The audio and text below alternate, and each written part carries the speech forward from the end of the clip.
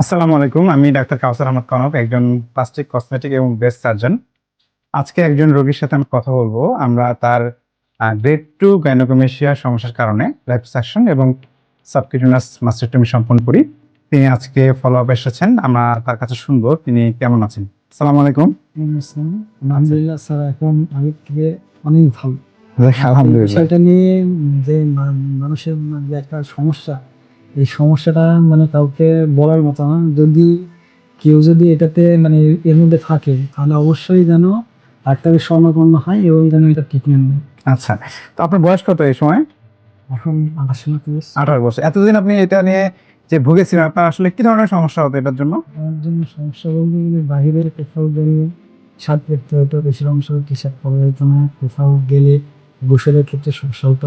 আচ্ছা, তো আপনার যে এখন 18 বা 29 বছর বয়স, এতদিন আপনি কি আসলে খুঁজছিলেন কোথায় যাবেন, নাকি আপনি জানতেন না যে এটার কোনো চিকিৎসা রয়েছে? এটা মূলত সার্জারি হয় এটা আমি জানতাম, কিন্তু অন্যান্য ক্ষেত্রে যে ওষুধ কিংবা মেডিসিন নেওয়া করলে ভালো হবে এরকমটা আসলে না। তো আচ্ছা। সবথেকে বড় সমস্যা হচ্ছে মানুষ যে একটা ডাক্তারের কাছে যাবে, যার পর থেকে এটা বলবে, এটা অনেকে দ্বিধাবোধ করে। এর জন্য আচ্ছা, আরকি তো লজ্জার কারণে আপনি মনে হয় আসেননি এতদিন, তাই না?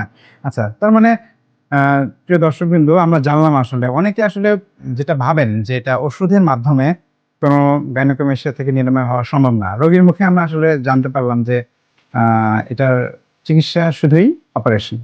তো এখন আপনি কেমন মনে হচ্ছে? অপারেশন নিয়ে যে একটা ভীতি ছিল, কোনো আসলে ভয়ের কোনো কারণ আছে কি? আপনার কি মনে হয়? এটা আসলে যদি কেউ যদি মনে করে যে খুব সমস্যা, আসলে যখন এটা সার্জারি হয় তখন রোগী বুঝতেই পারে না যে এটা ওনার সার্জারি হচ্ছে আর কি। আর এটা কোনো ভয়ের কোনো কিছু না। আচ্ছা, এটা অপারেশনের পর কি ওই দিনই তো আপনি হেঁটেছেন নাকি? এখন সব স্বাভাবিক কাজ করতে পারছেন? আপনার অপারেশন মাত্র কয়দিন হয়েছে আজকে? 7 দিন। এখন সব কিছু মনে হয় যে অপারেশন হয়েছে? এখন সব কোনো দাগ বোঝা যায়? আচ্ছা। জি, অনেক ধন্যবাদ। একজন শিক্ষিত, একজন স্মার্ট রোগীর মতামত জানলাম। যারা এখনো নিশ্চয়ই শঙ্কার মাঝে আছেন বা কোথায় যাবেন, কিভাবে চিকিৎসা নিবেন, তারা নিঃসংকোচে আমাদের সাথে যোগাযোগ করতে পারেন। সেবা নিন, সুস্থ থাকুন। ধন্যবাদ। আসসালামু আলাইকুম।